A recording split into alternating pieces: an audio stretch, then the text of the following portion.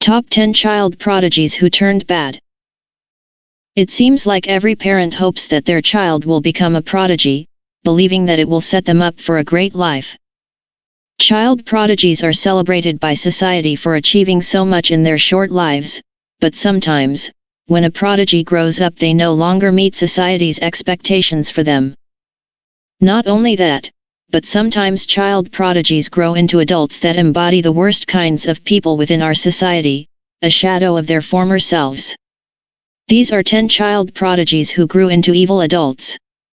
Julian Edgren. In his childhood, Edgren was an accomplished piano player, playing in the Westminster Conservatory in high school. His piano playing was an addition to his impressive grades. Excellence was simply a part of life. This led to Edgren being accepted to the prestigious Princeton University, playing with Princeton's pianist ensemble. Therefore his fall from grace is all the more shocking. Drug addiction and drug overdoses are becoming more and more common in the United States and the world at large. Those suffering from addiction are enabled by drug dealers, who callously prey on those with addictive personality traits. Julian Edgren was one of those dealers, supplying students at the prestigious Princeton University, where he was also enrolled. He was initially arrested after a package addressed to him contained several controlled substances, and a search of his apartment revealed many more. Edgren was eventually convicted on one count of distribution/possession of 5 to 99 units of prescription drugs and was sentenced to 5 years in prison. He only served a year in prison before being released, however he never re-enrolled in Princeton. Bobby Fischer. Bobby Fischer was the youngest chess grandmaster in world history, gaining the title at age 15. That was only the beginning for Fischer, whose best-known game took place in 1972 in Iceland, when he defeated Soviet player Boris Spassky, in what was largely seen as a symbolic victory of democracy over communism. In his later years, however, particularly after forfeiting the title, Fischer became increasingly unhinged and began spouting particularly anti-Jewish remarks and involving himself in controversial religious movements. Given Fischer's Jewish heritage, this was especially surprising. Fischer's bizarre behavior crossed the line into illegal activity in 1991 when he traveled to Yugoslavia to compete in a chess rematch against Spassky, which went against U.S. sanctions in place at the time. After the match, Fischer went on the run in an attempt to avoid charges in the U.S., continuing his public tirades and even going so far as celebrating the World Trade Center attacks on a radio broadcast. He was eventually arrested in Japan for traveling on an invalid passport.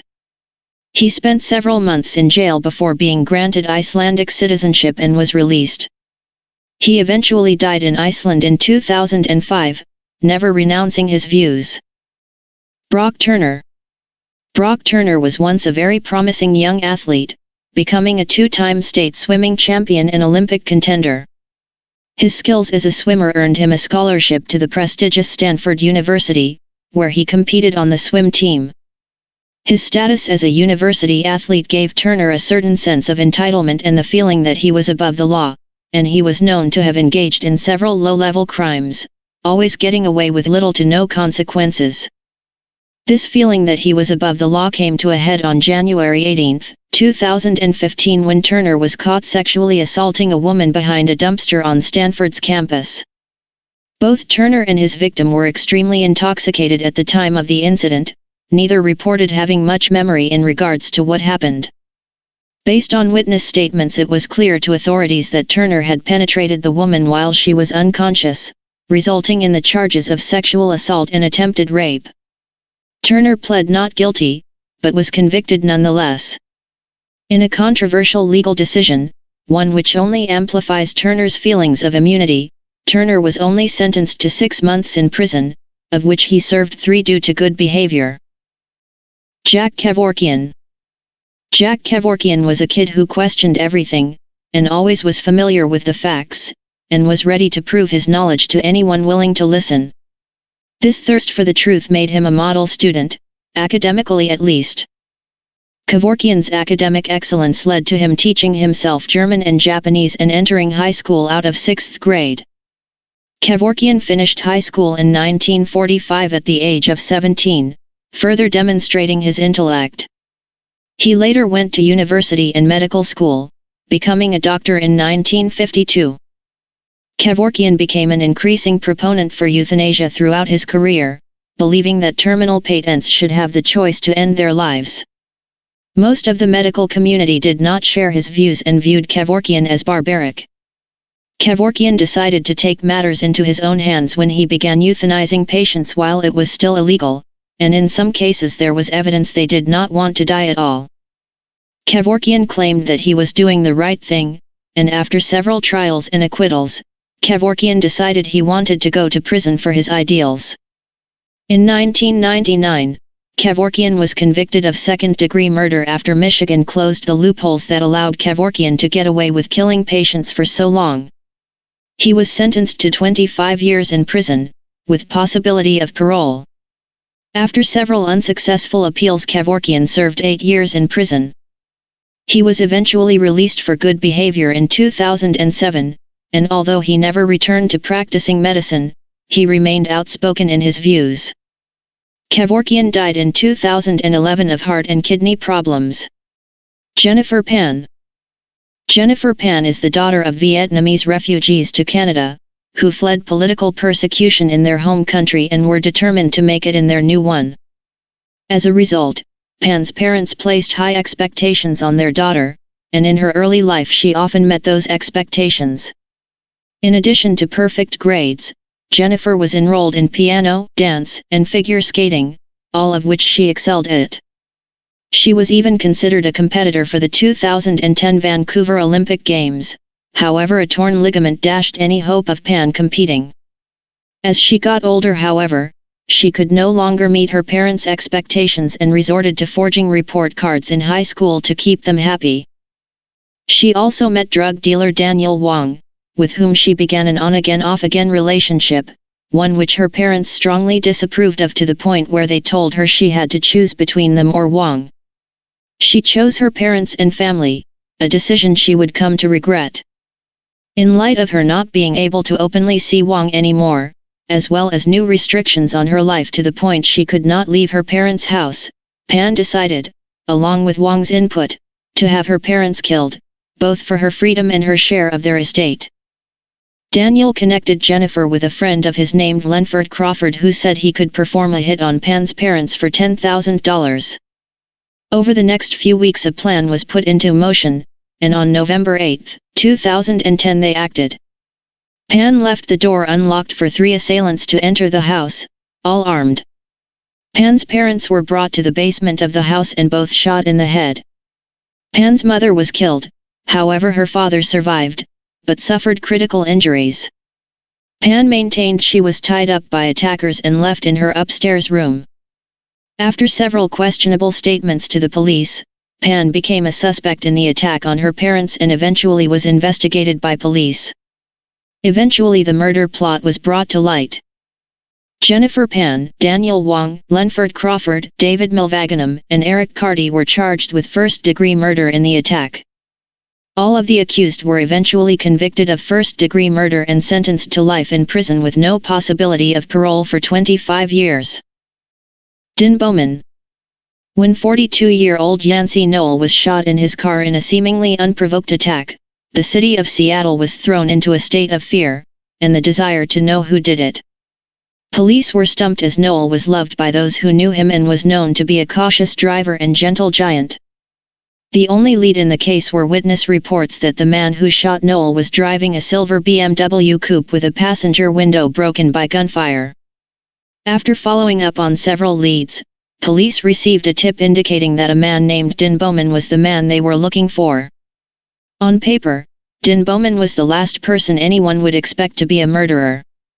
The son of a Boeing engineer and a Vietnamese refugee turned homemaker, Bowman was a gifted child. He entered university at the age of 12 with the goal of becoming an engineer. After graduation, Bowman opened up his own engineering firm specializing in robotics. However, as the police investigated Bowman, a darker picture appeared. In addition to a recently painted BMW coupe with a new passenger side window indicating initial guilt, there was evidence of premeditation on Bowman's part. On Bowman's computer there were several videos of him shooting guns, and describing how to shoot through a window. There were also thousands of documents on murder, how to cover up a crime, and what it felt like to kill. Bowman went to trial in 2014 and was convicted of first-degree murder in December of that year.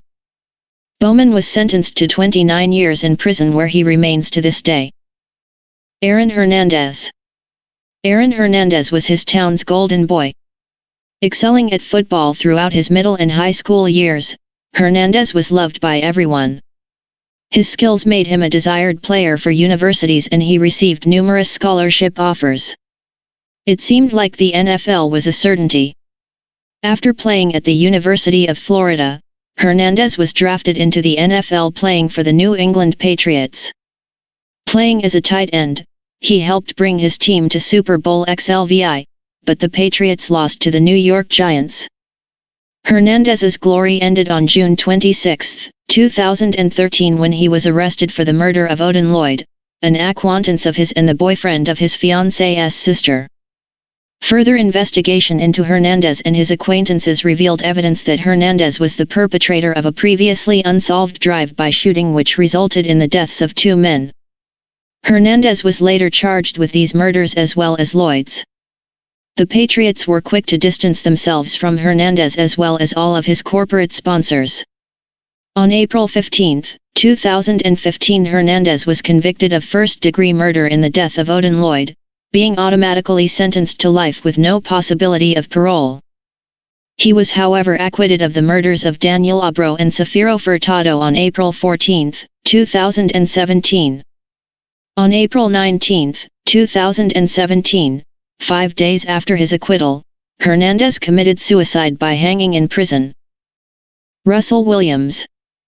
Russell Williams began life as a fairly normal child, not displaying any signs of being gifted or deranged until his teenage years. When he was in his junior year of high school, he was accepted as a boarding student to the prestigious Upper Canada College, an all-boys private school in Toronto, Ontario. Not only that, but Williams was a prefect in his senior year, which was one of the most senior positions that a student would hold, only being attainable after being elected by fellow students. As an adult, Williams joined the Canadian Forces in 1987 and rose through the ranks, attaining the rank of Colonel and Commander of Canadian Forces Base Trenton. Through his service, Williams was a pilot for the Prime Minister and Governor-General of Canada as well as the Queen of England. In addition to his military service, Williams was moonlighting as a killer who terrorized his small Ontario community, killing 2 young women in their homes. In addition to the murders, Williams was a serial burglar who stole women's and girls' underwear to add to a massive collection. Williams was first suspected by police after his car was seen at one of the crime scenes, and tire treads collected at a drunk driving stop matched those found at the scene. He was brought in for questioning soon after, making the mistake of wearing the same shoes to the police station that he had worn to commit the crime. In light of the overwhelming evidence, Williams was arrested. October 18, 2010 Williams was sentenced to life in prison with no possibility of parole for 25 years after pleading guilty to 88 charges including first-degree murder, sexual assault, and breaking and entering. Dellen Millard. Dellen Millard was born into one of Canada's most noteworthy aviation families. His grandfather Carl Millard founded the aviation company Millard Air and was best known for flying the Toronto Symphony Orchestra across Canada's north.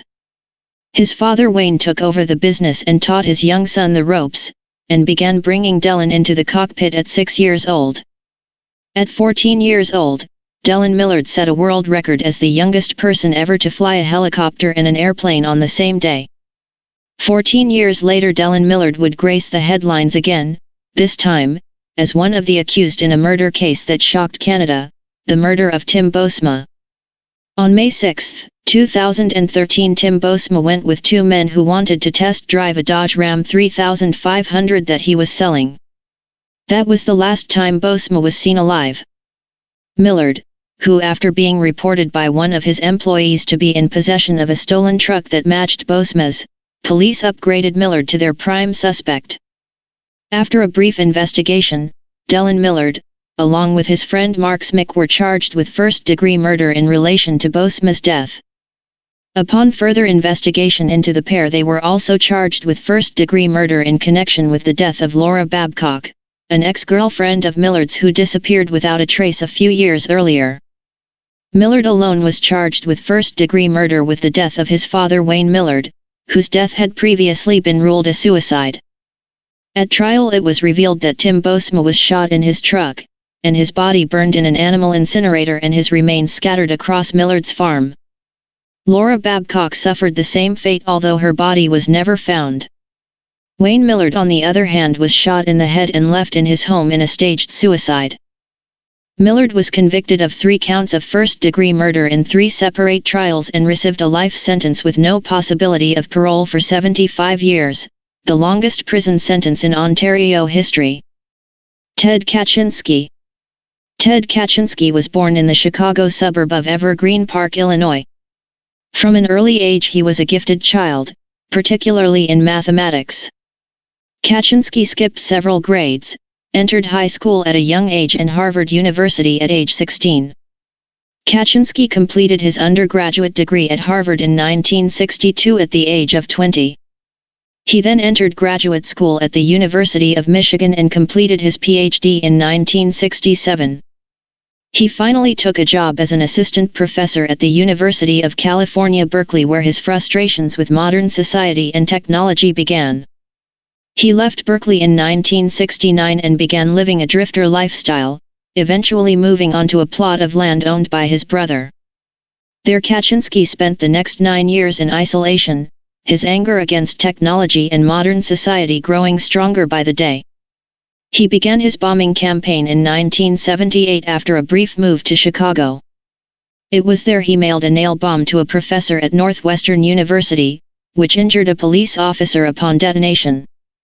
He continued his campaign of terror for the next 18 years, sending bombs through the mail to several universities, an American Airlines flight, and to the president of American Airlines.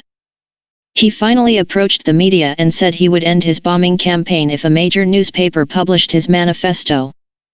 The Washington Post complied and published the manifesto as an addition to their daily paper. After reading the manifesto, Kaczynski's brother David recognized elements of his brother's worldview and reported his suspicions to the FBI. As a result, Kaczynski's cabin was raided, and evidence of his crimes came to light. He pled guilty to all charges against him and was sentenced to life in prison without possibility of parole.